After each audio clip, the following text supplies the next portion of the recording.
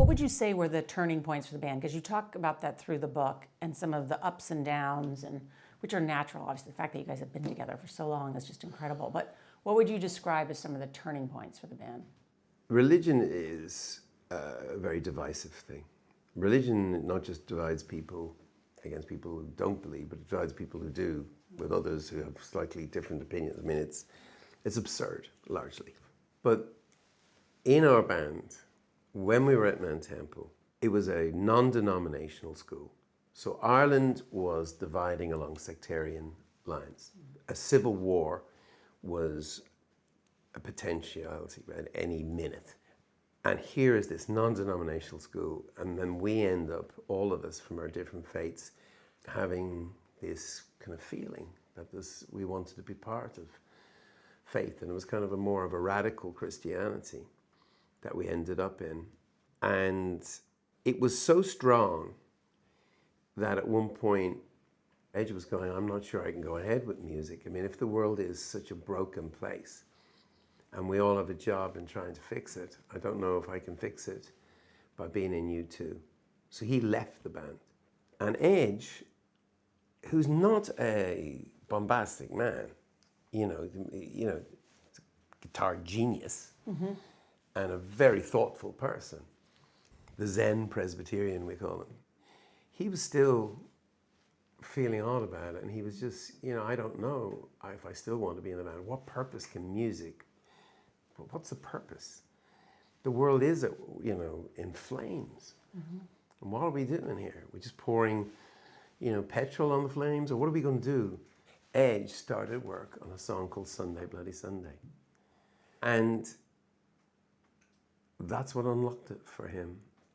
And that kind of unlocked it for us, because we realized that our songs can speak into a situation and perhaps be useful. They don't have to be utility, but they can be.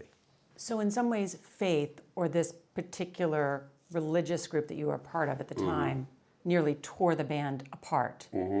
But at the same time, in the searching within your band about what faith meant to you, led you to your band's ultimate purpose. Yeah, that's right. In giving up the band, we kind of got it back. It's all very Abrahamic. Yeah. But we didn't lose our faith either. Yeah. It's not like we've grown up out of that. That was a bit mad. It was a bit mad.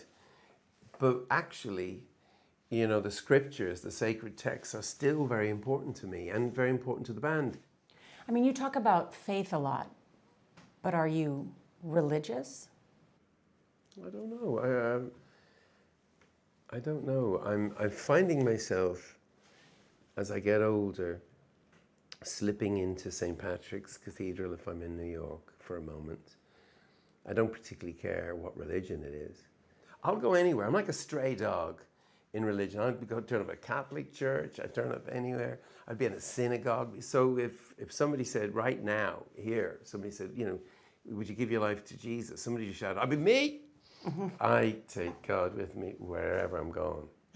And so God has seen me in a bit of a state, I'm sure. I'm irreligious as well as religious, if that makes sense. Yeah. And John was going to interview the Pope. And I did actually ask him a few questions for U2 X Radio series. And my last question, is the Pope Catholic? That's a great question, isn't it? Because I'm not sure. Let me guess what he said. He's very radical, this dude. I really like him. The band will put out another album? Oh yeah. We're about to make a very special album, because even though we've experimented with different forms, songwriting, dance music, in the end, we're a rock and roll band. And there's not many rock and roll bands around.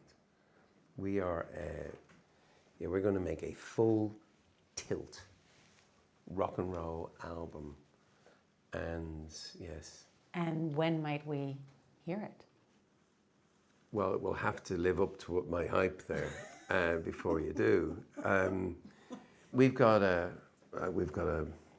some great songs in us and some great shows to play, and that's the thing where U2 always come alive, is in front of our audience.